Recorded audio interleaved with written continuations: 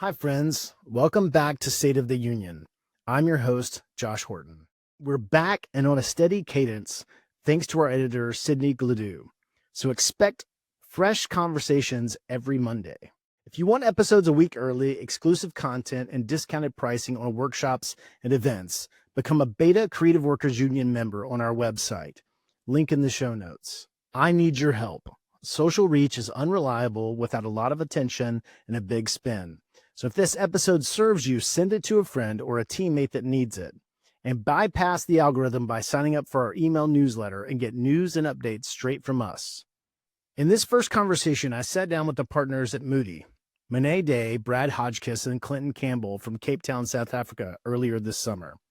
We talked about what it takes to build a studio rooted in collaboration, not competition, how they've managed to balance art, business, and sustainability, and what it means to stay true to your craft while adapting to constant change. They've built one of the most respected illustration and design studios in the world, all while staying truly grounded in their work. Their story really captures what State of the Union and the Creative Workers Union is all about: creativity, connection, and the courage to keep going. Let's dive in.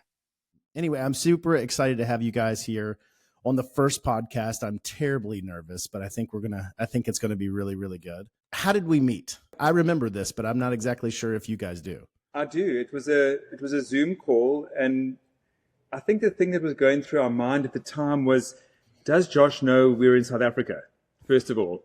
Because inviting us to a conference overseas, I mean, we've got one or two invites before, and then people have realized at a later stage that we're in Cape Town, and it's quite a far distance to bring us over.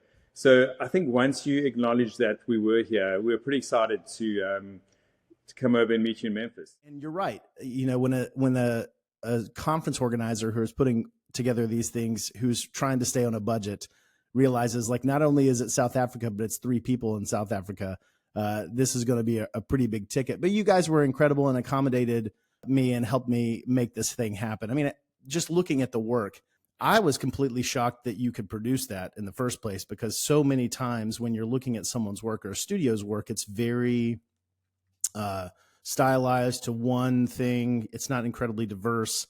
And it looked like you guys could do anything you wanted to do. It looked like you guys were agents for illustrators because there's so many different styles. And so I don't think that it really connected with me exactly. So you guys came to Memphis in 2023.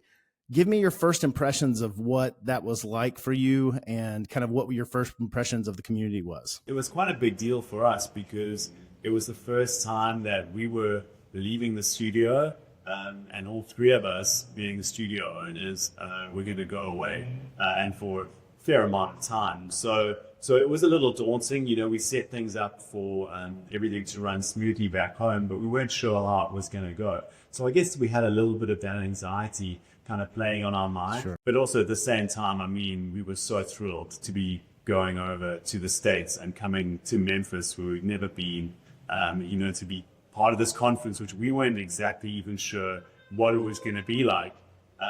We weren't entirely sure how you were going to be, even, Josh. Obviously connected, via video. But, I think we were just so pleasantly surprised by how open and welcoming everyone was. And I don't think that's just a Memphis thing, but I think it was just the Creative Works community. Right. That conference felt so long to us. Yeah. We think back to it now, so much was packed into it. It was a real kind of eye-opening experience. And for us, living so far away, to be so welcomed into a community and be, approached by people who knew our work and had good things to say about us. I think it really uplifted us and our sort of perception of our studio. The Southern hospitality thing was pretty strong. I mean, I think that's kind of born and raised in me. And so I think that's why you were so warm and inviting. But also, I mean, I've said this from the stage many times, so I'm not lying. You guys are some of the 3 nicest people I've ever met. And so to be nice and to be around you all it's a treat, honestly, every time. It's not that hard. But you're right. I mean, when you're organizing a conference and you're doing a Zoom call, even if that Zoom call is really amazing, you really have no idea how those folks are going to be in person. I mean, we've dealt with not many, but I mean, there's people who kind of are really quiet and shy and awkward. And I get it. You're an artist type. Okay, There's people that have really big egos and want you to kind of dance around them and make sure that they feel like the most important person. That you also asked us to do a talk when we were on our way. Oh, yes. We were at the airport. We were just going to do a workshop initially, but it was actually so special being able to be on stage and share our work with everyone. And I think that also just made everyone come up to us and chat to us and be so friendly. Yes, I do remember that. One of our presenters, I can't remember exactly who it was at the time, but totally bailed at the last moment, had a family issue, had to do that, which is awesome. And you guys stepped up to the plate. And I expected you to say no. I was hoping you would say yes. Was this the first time that you guys had spoken at a conference? I'm guessing not, but maybe.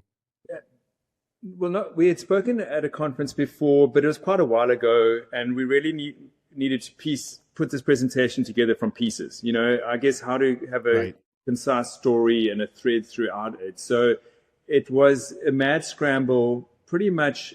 Where were we stuck over in Houston? Were we laid over in Houston, I think, pulling things together, trying to kind of put it all in place to kind of make sense. So it actually gave us time to reflect on kind of the studio in a way, if you look back and you asked to do a talk about something. So I think that was quite a valuable thing.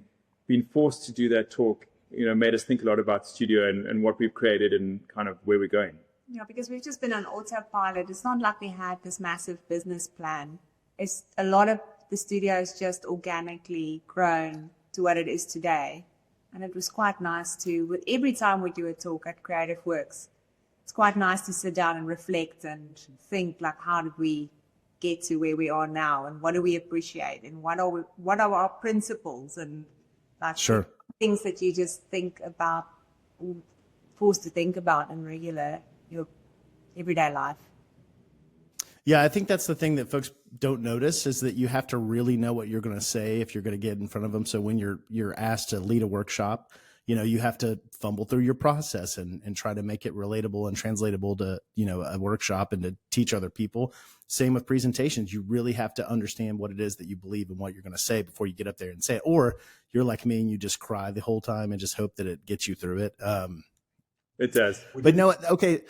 In the beginning, otherwise we definitely would have used a bit of crying. No, you guys did so well. I think it's also important while we have MUTI here to talk about how the studio came together, right? You're three independent people on your own career paths. You know, what brought this together? Look, personally, I've been working, I've done some work as a graphic designer, and then that had morphed into illustration. And had been doing so for a number of years. I guess developing skills, understanding the industry better. And at that time, Miné and I were working together for the same company.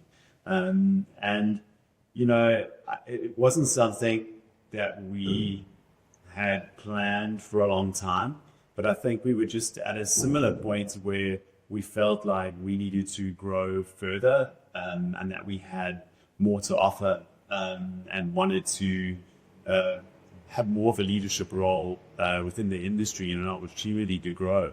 And I think we both felt that same feeling.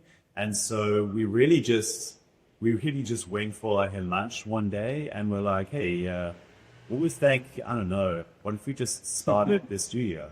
And they're like, yeah, that could work out. That could be cool. And we're like, okay. There we go, you know. And it was like a week later, sort of resigning from our job and just kind of leaping into it. And I think because we didn't dwell on the idea for too long, and we just kind of went on it, we were super motivated and super driven to make this thing work.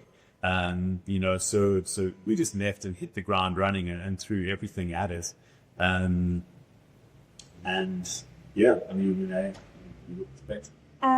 yeah, I think that what I took from that, looking back, is that I really trust my gut feel, because it just immediately felt like the right fit.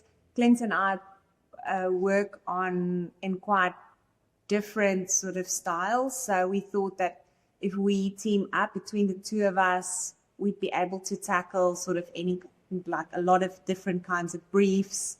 and be able to figure it out. So, and I think just gave us both a bit more confidence to go out and do our own thing. It's just so nice to have partners, and I think we've been quite lucky to find each other.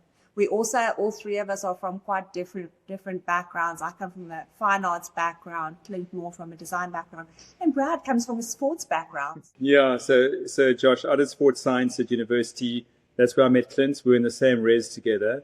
And another module was marketing, and I kind of did my honors in marketing, and then I went to advertising school, ended up in client service in advertising, and I guess all the time trying to get closer to something creative, because I didn't believe I could do it, but if I could be around it, that was good enough for me at the time.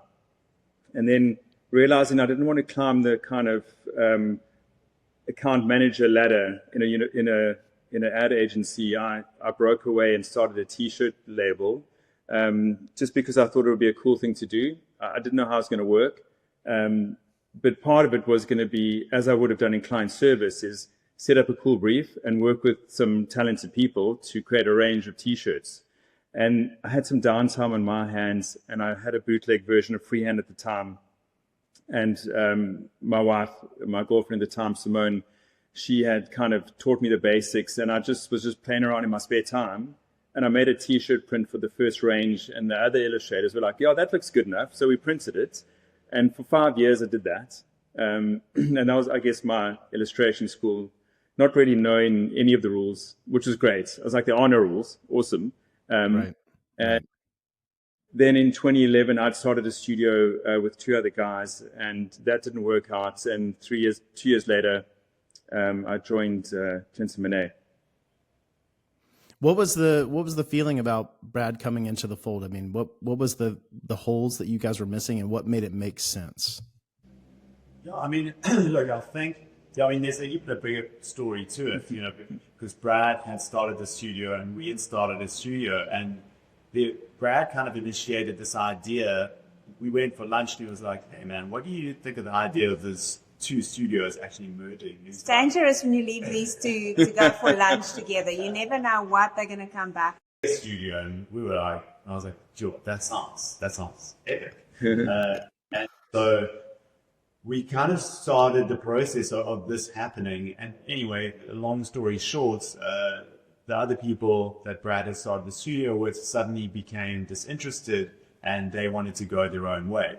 And, That's right. They were very talented illustrators, but I think, not to say Brad isn't, but what Brad had that I think really appealed to us was like an open, honesty, trustworthy, hardworking kind of attitude that we just felt like we could work together as people, aside. Right. And I think that's really what's built the strength between us as the studio has grown, is that we like each other, we get along, we trust each other, there's give and take. I think above and beyond any kind of talents, I think finding the right kind of people to work with is key to a studio being a success. He was the main reason why I was excited for our studios to merge. So when it ended up just being him joining us, I was so happy. It was perfect. They're very kind, Josh. Hey, aren't they?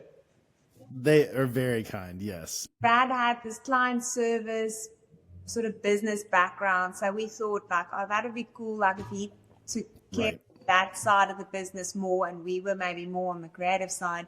But actually, in the end, things changed, and all three of us just did everything the same, like across the board. We decided we all need to be able to illustrate, do client service, finance, everything. Now, because we have a producer, but until like a couple of years ago, we basically all had like the same job. Everything. Yeah. Throughout. Yeah. So would you say, and I think this is true for everyone, and maybe not everyone's cut out for teaming up with folks, but when you start collaborating and you work with people, it's like your work exponentially grows. It's not like this, oh, you get a little bit, you get a little bit, you get a little bit. But when you start working with people that fill in all the holes, because I mean, we all do a lot, right? I do a lot, you guys do a lot, but it's the moment that you realize like, oh, we can actually trust this person. And creative personalities are kind of crazy, right? At times. And you guys have hit this really cool groove that shows you it works out. But exponential growth is kind of what I expect and kind of preach to, folks in our community about this stuff. I think it's really important. Creative personalities can be very difficult just because of the nature of us, right? It's like we're putting ourselves out there, we're being vulnerable. How do we trust that these folks will actually, respect and get what we're bringing to the table? And then also, how when you find that groove, what are your unique bringings to this studio? Well, I think it's just going back to what Miné said, is the ability for us to all do the same and do it well. And that evolved, obviously, So we all had our different illustration styles, and we kind of went on that journey within the studio environment. But the ability to work with the accountant and, take care of client service. So we were all kind of trying to keep it pretty even across the board. And I know that's not probably normal for a studio. It's a great foundation, frankly, honestly, to know all the things. I think so. And it obviously, everyone is in touch with what's going on all the time. But then as the studio grows, I think we and more people joined. We obviously began to creative direct a bit more. Organically, we were growing over the years. And then the last kind of step was Emma joining as a producer and really taking away their contractual work, maybe the financial side of things. But as business owners, we're always in touch with it. We might not be doing it on a daily basis, but there's no ways we can just hand it over and expect somebody, to take care of it on their own. I guess we always want to be in touch and with all these different facets, but maybe our time needs to be divided up a little bit more now. Yeah, and I think as well, the fact that there are three of us, if anyone's grappling with something, whether it's a creative problem or whether it's some trying to figure out the costing on something or timings on whether it's just life.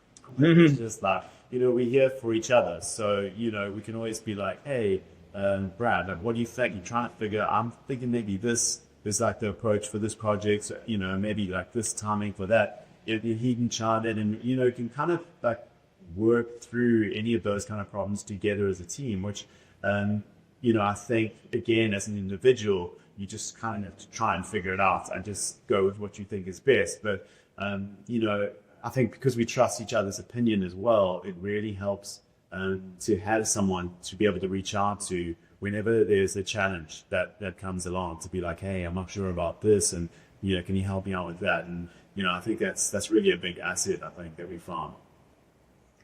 Yeah, I think a big change that came about was when Emma, our producer, joined our studio, because that really freed us up to, for the first time, not have to spend so much time doing invoicing and this and that, even though it's good to be in touch with all of those nitty-gritty things and just gives you a better understanding of the studio as a whole. It did free us up to look more at things like marketing, to be able to come to these conferences, meet other creatives, meet some clients that we've been working for years and we've never met, and just be more involved with the creative direction and internal studio projects, things like that, the admin can really eat up your time. So, that's made a big change, and I think that's helped us a lot. I know a lot of studio owners who've grown really quickly, basically end up just managing people 24/7, drama or personalities, emotions, things like that. Do you guys do a whole lot of that as well, or have you kind of built your studio in a way now that you guys have someone to help do that? Or tell me a little bit about that, because I think the biggest thing that I hear from people who grow quickly is like, man, it's a lot to manage people. And then some of them burn out of that, right? And some of them hit a groove and they can keep going. But what's your experience with that in your studio? Yeah, Josh, I think it's definitely some of that. We go through our moments as well. So we can't expect other people not to go through that. I feel like when you say we've grown quickly, I'm not sure if you're talking about us, but I feel like we haven't grown quickly in a way. So from 2011 to now, okay, we are 18 people now, but it's never felt like it's happened overnight. We've never gone out there and posted a job for somebody out there. But when a good portfolio comes our way, we've always kind of felt like we needed to pick it up and work with this person. And if they've been a good fit for the studio, personality-wise, that obviously adds a lot. And we felt like the studio culture that we've created, I think, has allowed people to feel comfortable here and relaxed. They can't tend to stay for quite a while. Some people have left to go freelance, and we fully encourage that, Josh. Sure. Being three of us and dealing, if there's a situation in the studio with somebody, maybe one of the people in the studio connect better with myself or Miné or Clint, so they might go to them with a problem. And in that way, it tends to kind of be shared around the studio if there are typical HR problems. And I think that is part of our job. We are managing people here. We want them to be happy here. And I think that comes from us working in previous jobs where we weren't happy or we felt like we weren't seen. So how can we create an environment now where people do feel comfortable and seen and rewarded for what they're doing? Yeah, I think like Brad says, it's about people, and obviously good work is what we want to put out there. We want to see people making good work, but people need to be happy in order to do that, and certainly be happy in order to do that over a long period of time. So, rather than just focusing on pushing people on making good work, I think we do pay attention to how people are feeling, and to ask ourselves, is this person happy? And then we can be like, have you spoken to whoever lately? How did you feel they were? And because we understand that it's like Brad says, we're all human beings and we have emotions, and life throws us different curveballs, and you don't always know what's happening in people's lives. So you do have to check in on people and make sure that they're okay, because you can't always just sort of determine that from the quality of work that they're putting out. Sometimes people will just be quiet about their lives, but I think also the fact that we try and do social stuff together and we do hang out together, that also gives you an opportunity to kind of talk to people a little outside the work environment and just get a sense of people's headspace and where they're at. And, you can kind of sit with someone and just chat about stuff and just find out more about them as people, because we're not all in the studio at the same time. Yeah, and I have to say that we have such a nice team.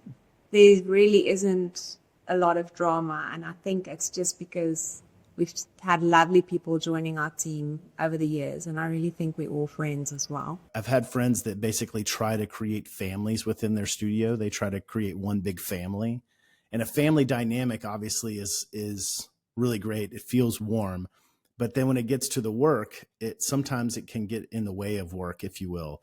And so I've had folks kind of go to either side, like, this is not your family, kind of drawing those lines. Do you feel like there's a balance there? I mean, what do you guys lean into? Is it work? Is it family? I mean, it sounds like, and I've seen photos online of you guys going to barbecues and hanging out and traveling and things like that too, which I think is absolutely phenomenal. But kind of what is your perspective of your studio as a whole? Is it one big family, or are you drawing lines in the sand that help, keep this thing going? I mean, I'd like to say I think it is family. I think we've spent a lot of time together, and I think we all have there's a similar sort of like bond between all of us. Whether it's this drive to make creative work and be in the illustration world, or whether it's just kind of a like-minded openness that attracts similar personalities. Obviously, we're all unique and we're all different, but I feel like there is that bond that exists, and I feel like that does kind of get strengthened with the work. When individuals in the studio are producing really high quality work, and the other people in the studio get inspired by it. It's not seen as like a weird competition thing. Oh, this work, people get inspired and they want to produce better work. And I think that admiration that kind of strengthens that bond. So it's kind of like a mutual respect that happens. And of course. And I think that, and like Miné says, we are really fortunate. We've managed to build a studio with people that are just really individual. We never discussed having a family vibe in the studio.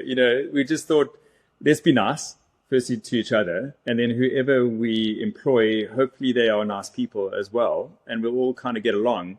Some people hang out more with other, maybe little groups form in the studio, but when we go away on weekends, we all tend to get along with each other. There are no egos here, and everyone, I think, what Clint said, they want to do great work, and if you can do it in like a happy, respectful environment, then I think those bonds start to form. Were you guys produce? I mean, obviously we talked about exponential growth when you start hiring a team of folks, but I mean, maybe one of the reasons why folks kind of leave the ego at the door is they're joining a team of people that can literally do anything. And I assume that 3 people back then, when you started building your team, 4 with Emma, were doing the type of work that basically, you were at the top. There's not someone coming into the mix and trying to, blow that up or kind of flex their ego. I mean, obviously you vetted them, tried to figure out personalities and things like that. But I think about the work I've done and the people I've worked with. I mean, I try to work with the people that are at the top where I can learn under them. And then that's where I grow. Right. And it's I'm never feeling like I'm in a spot where I want to replace them. So I think that's really important. If you're getting value from this conversation, take a moment and share it with someone who needs it. Social won't always deliver. Sign up for our email newsletter with the link in the show notes to stay up to date on everything at Creative Workers Union. Miné, from your perspective, what are the 3 independent strengths that that Brad, yourself, and Clint bring to the table? All 3 of us are quite level-headed people. Like, there's not a lot of drama, and I think when things are going a bit rough at the studio, or we're getting like bad feedback, or a job isn't going that well, it's not like someone has a complete meltdown and throws their toys and, so I think that helps a lot that all 3 of us are quite level-headed. But we do differ from each other. So we always joke that it's like, Clint is like the most, choose your words. Strict. Strict, is that a good word? Yes. And like, Yep. set in his ways. And then Brad is sort of in the middle. Or even with quoting, this has come in where I go in like really low because I just want to please, I just want to get the job. And then Clint's like, no, this is how much we must charge. And then Brad goes, well, maybe somewhere in the middle would be good. And even how we drink our coffees is the same. Scott drinks very strong coffee. He does flat white, and then I do a latte. So I think we complement each other in that way with our personalities. So in your craft, what uniquely are you guys bringing to the table when you approach a project? Yeah, I mean, when we started, this will help also paint the picture of the studio's variety of styles, Josh. Miné was more into digital painting at the time. Clint was doing more vector work and also some hand lettering. And then I was just purely vector illustration.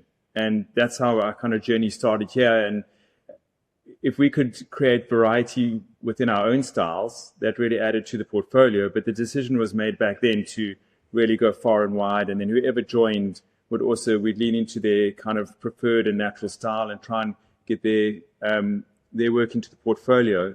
But I think over the years, we've kind of picked up things from each other, in a way. So Miné might see some of our vector work and try and recreate that kind of style in Photoshop. Not that she was kind of step on any of our toes. You're saying I'm stealing your style. Yeah, my work's so inspiring that Miné feels like she needs to steal it. And then I would see some of Clint's work and see how he would do something and think, oh, that's quite a neat way of doing it. How can I incorporate that into my style? So there's definitely been crossover. Cross-pollination. Yes, but I think from a personal point of view, when they call it 15 illustrators, because there are 2 animators and Emma, but when I see everybody's work, I'm like, how can I find my voice in MUTI? So how can I create something unique? And if everybody's trying to create something unique and have their voice in the portfolio or in the body of work, then I think that's also a kind of motivation to create new styles and new work. Sure. Yeah. Yeah, I Sure. mean, you know, I guess our individual strengths have kind of evolved in the same way as the studio start, where it's a wide-ranging style. So, you know, rather than have individuals who kind of just focus on one kind of thing that they're strong at, I think each of us and each of the people in the studio have been given this opportunity to work across different mediums and have different approaches and different styles as to how they do their work. So it's almost like we just kind of branched out and just got this really wide perspective on a project. And often it's more determined by the brief that comes in. You know, a brief comes in and it's like, cool, it's going to be whatever in this style. And it's like, okay, well, there's like 4 or 5 people who could actually work on that. There's not like just one individual that's specifically strong in that thing.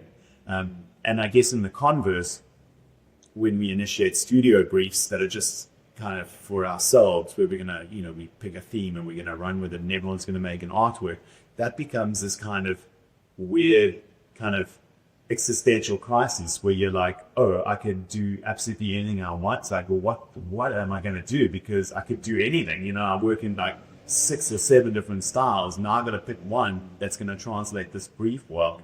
And, you know, that can vary from internal brief to, you know, to the next and one to the next, because you could do something really hand-drawn and kind of organic for one, and then the next one comes around, you're like, well, I can do anything. I'm going to do this really geometric and tight kind of vector thing. So, and, you know, I think it's quite good. It's almost like we have like a variety of strengths within each of us, and not just us as the 3 individuals, but everyone in the studio.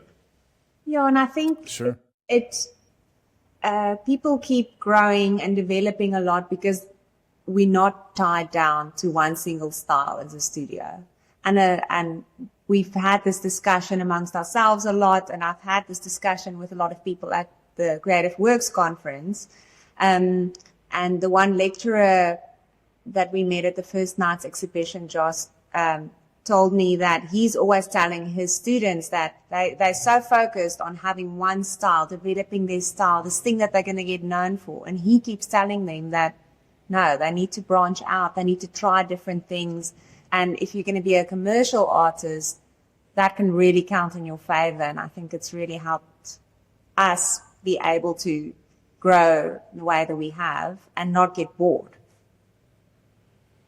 Yeah, I think it's really tough, you know, when you go to an art college as someone who eventually ends up making it or making money in commercial art. You know, I think for the most part, artists are encouraged to be themselves, right? Which would encourage them to create their own style and be known for themselves. And then you realizing the commercial world, you know, you're dealing with a client. And so you have to put yourself on the shelf, if you will, for a moment and kind of figure out what would best fit the work. So just for the illustrators listening out there, I would love to know kind of what type of work are you guys being hired for primarily? You know, is it editorial illustration? Are you working with brand studios to flesh out some of the brand identity? Such a varied answer, Josh. We used to do a lot of editorial back in the day. If we want to talk about what was most common, maybe like small editorial briefs that came in. But over the years, and because of the variety of styles, when people see our portfolio, they really think they can use it in different ways. So we do a lot of stuff, and when people come to us, and they might not see something in our portfolio, we still tell them we could do it, and we'll do a style test. So Right. I was actually today we're trying to redo our website, and I was trying to put new headings for our website, and it was very difficult because there's a lot of variety in there. But commonly we would work on books, and editorial.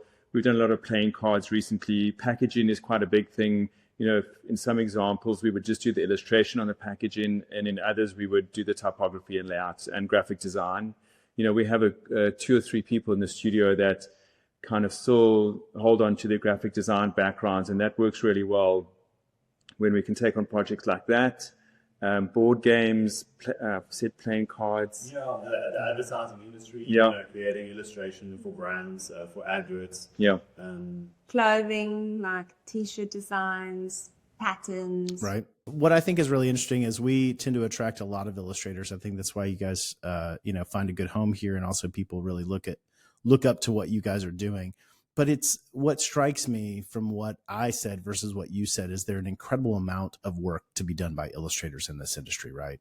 And I think that is so important for illustrators and those, frankly, in art school that want to be illustrators can understand. It's not just about the book cover, or it's not just about the editorial illustration. There's so much more that you can contribute.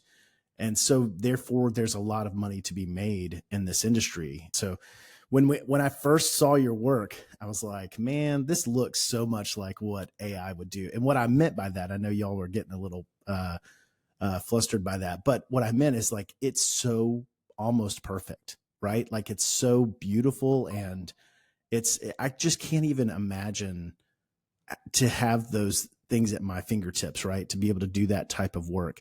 But I would love to know from your standpoint and the studio standpoint and the work that you do, what are your thoughts on AI, and are you currently incorporating those things in your studio?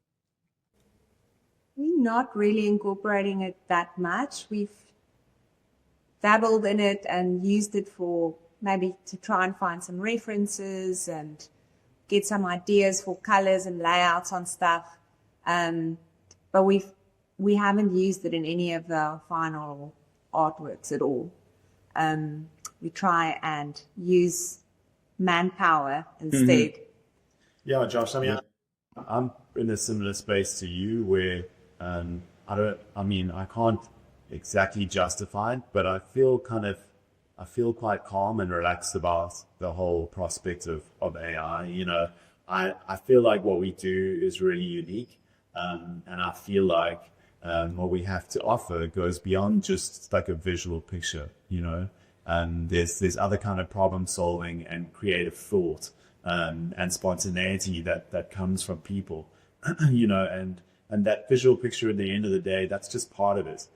It's like a journey to get there, and I don't feel that can be replaced by a computer Yet. That's well said, Clint. Brad, do you have anything you want to add to that? No, I'm just so glad Clint's talking about AI. For a long time, he didn't want to. I play around with it, Josh, just to see if we can copy what we do, to see if it references the style that I'm working in Illustrator. And I give it so many references, and it's not there yet. I think it might be able to replicate style, but it can't replicate the thought behind that. And I think that's where, like I said, we are people, humans, and those are our thoughts that I just don't think it will be able to get there. And I'm sure people will use it, obviously. There's stock images. People have used that. So there's going to be a market for it.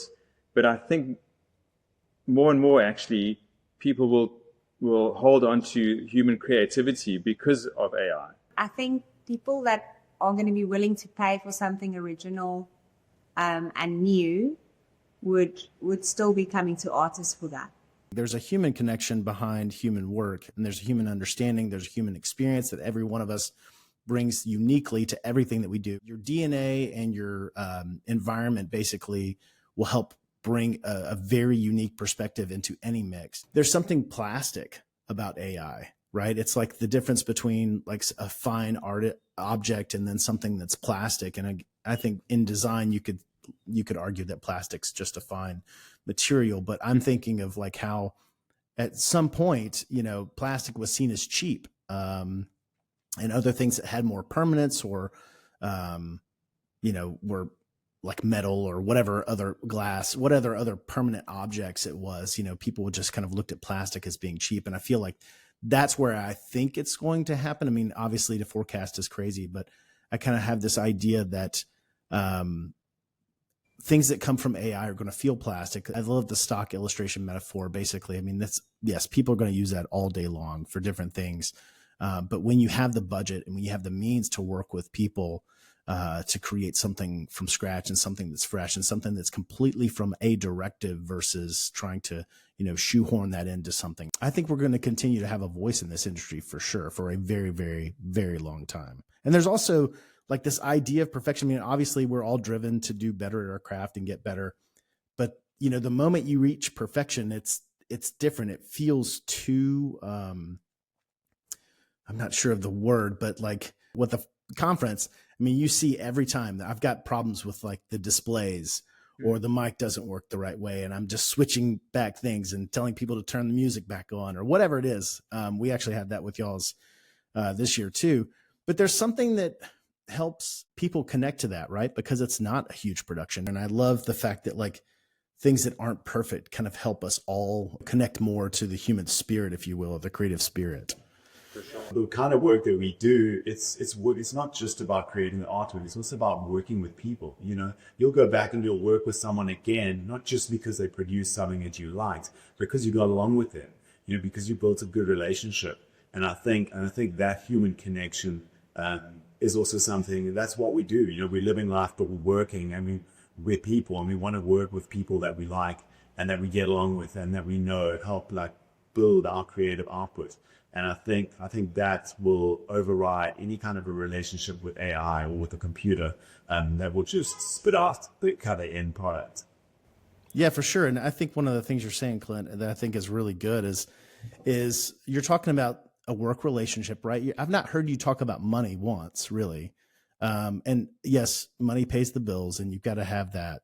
But I think all of us in our careers, I mean, even the older we get, are just trying to work with good people that get us, get our value, and that we can help. I'm sure there are folks out there that are just trying to get paid.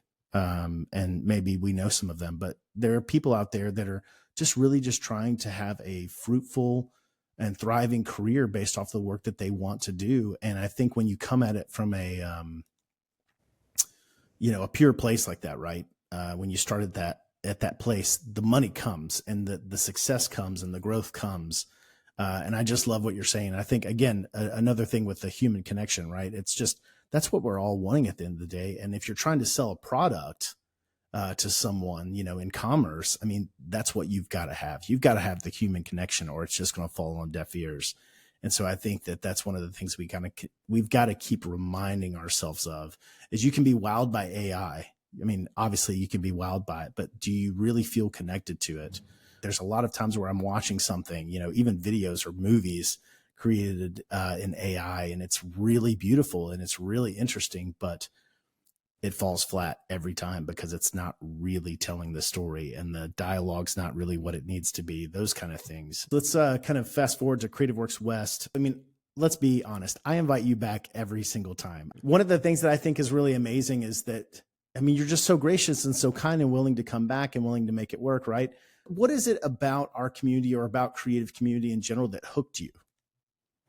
Like to be immersed in a group of people that all have this creative energy and that all want to do good work and want to kind of learn from each other, but also come in with like a really open heart and like a good attitude, And often you think that maybe people are going to kind of hold back or you're not going to be able to get along with people because what do you really have in common? Yes, we're in the same sort of industry, but, I think with Creative Works, and I think it's a nod to what you've built up, Josh, and the kind of people that you attract to the conference is and it sounds kind of cliche, but it really is a group of open people that are friendly, that want to hang out, that want to talk about arts, that want to also just find out who you are and talk about different places of where people come from. It's never been hard to talk to people and have great conversations and build great relationships at Creative Works, and it really we soak it up when we're there, and it's these 3 days of just kind of immersing yourself in that. And when we're back here in the studio, we're working and we're quite focused, and also your life back here at home, it's kind of happening all around you. But when we leave and we come over to Creative Works together, and we just get a chance to kind of get drunk on that moment, and just kind of immerse ourselves in it. And it really energizes, I think, all of us as artists and creatives. Like, we want to create more, and we want to just soak that vibe up and bring it back to the studio, you know, and just kind of tell people that, like, maybe it feels a little bit like sometimes the work you're doing, the job you're doing is kind of just following this one path, but there's really like this whole kind of community out there that goes beyond like just being in Cape Town or being in the studio, and that there's so much more like going on, and there's so unlimited opportunities. You know, I mean, so many of the talks are so inspirational, hearing people's stories and the kind of work that they're doing, and how these sort of chance encounters have kind of catapulted them into these new spaces. And it really just makes you feel like anything's possible if you just put your mind to it, you know, and you just kind of go for it. Just to add to that, Josh, I think when you push presenters to be vulnerable and tell their story, I think that really helps everyone connect with them. It sets the tone. Yeah.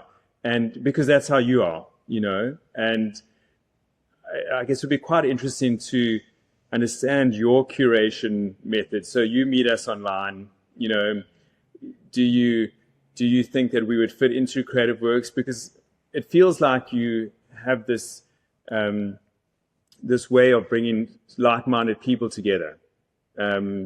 So, you know, is that an approach that you take, or is it just by chance that they might fit in to the Creative Works world? I think it starts with the work first, right? I think that's what I'm about.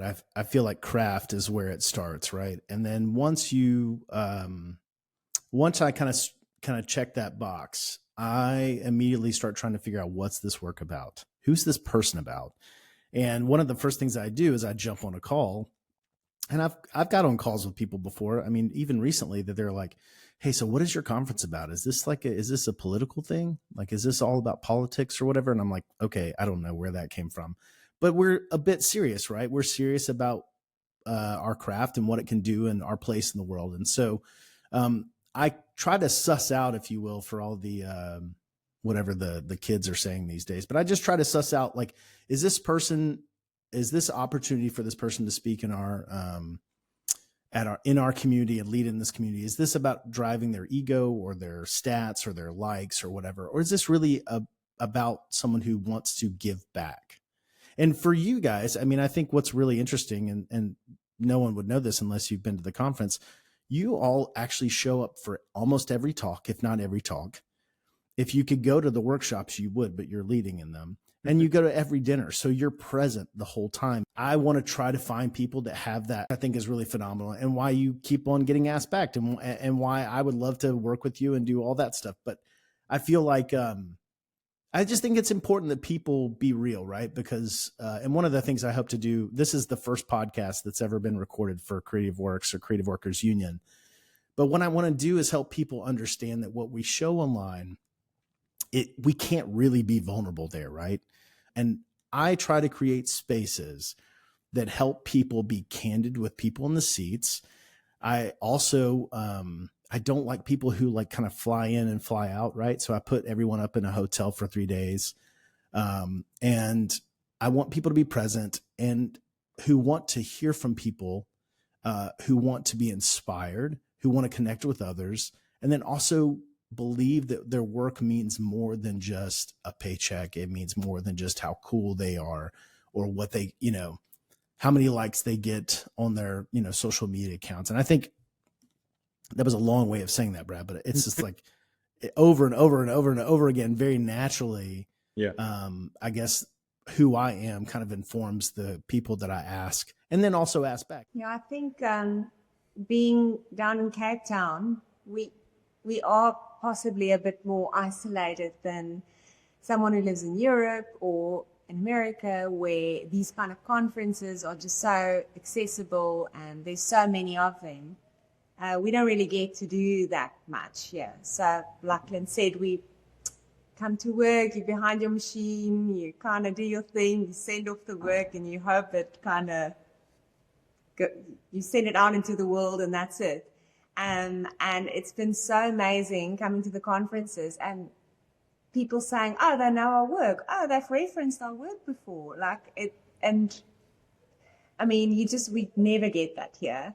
So I think it's extra special for us as South Africans to have access to something like this where we can connect to the people that often see our work. A lot of our clients are over there, and it just makes it so special having that feedback and that personal connection that we don't get to do in our everyday life. So I think we as South Africans appreciate it even more than Sure. everyone else. Yeah, maybe we've talked about this kid around, maybe we'll do a Creative Works Cape Town at some point in the near future. I think that would be fantastic. Well, I just wanted to thank all three of you for being on the podcast. Also, the artwork that you'll see for this podcast, State of the Union, was produced kindly by Clint, Miné, and Brad and the folks at MUTI. And so was the artwork for the First West and the artwork and animation for this year at Creative Works West. One of the things I love doing is honestly telling people about MUTI, because if you don't know, the moment you go to their website, it's insane. You just can't believe that this stuff can come out of a studio.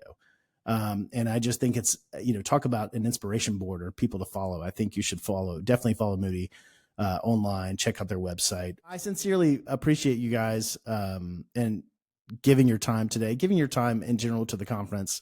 You'll be back. We'll figure it out. We'll make it work. We've got to find ways to just keep good people around good people. I think that's one of the biggest ethoses of the conference is just, again, having people that want to be there, people that want to teach. That's another thing, education. Y'all are always up for a workshop. The demos we did this year, which we'll have wallpapers coming out about that very, very soon. So anyway, thank you guys for being on this first podcast. Thanks. And we'll just see where it goes from here. Yeah, thanks, Josh. We really value you and all the effort that you put into to build this community and to put on these conferences and to just build a momentum behind the creative world. And so I think that's why we will always be here for you. We'll always show up. You just give us the call and we'll be there. Thanks, Josh. We love you. Thanks for having us, Josh. Love you guys too. Yeah. All right. Speak soon. I appreciate you being here. If this conversation helped, text it to one person who needs it. And social isn't the sure thing, so sign up for our newsletter with the link in the show notes to stay up to date on what we're building at Creative Workers Union. Become a Beta Union member for early access to State of the Union episodes, exclusive content, and discounted workshop and event pricing. What's going on in your career? Got a story about wins, losses, pivots, or breakthroughs you want to share? Send it to me at stories@creativeworks.co, and I might share it on an upcoming episode. I want to hear from you. Our stories help everyone understand and get a much clearer picture of what's actually going on in our industry. State of the Union podcast is produced by the Creative Workers Union, edited by Sydney Gladue. New episodes every Monday. Until then, keep showing up, focus on your craft, and remember, you're not alone.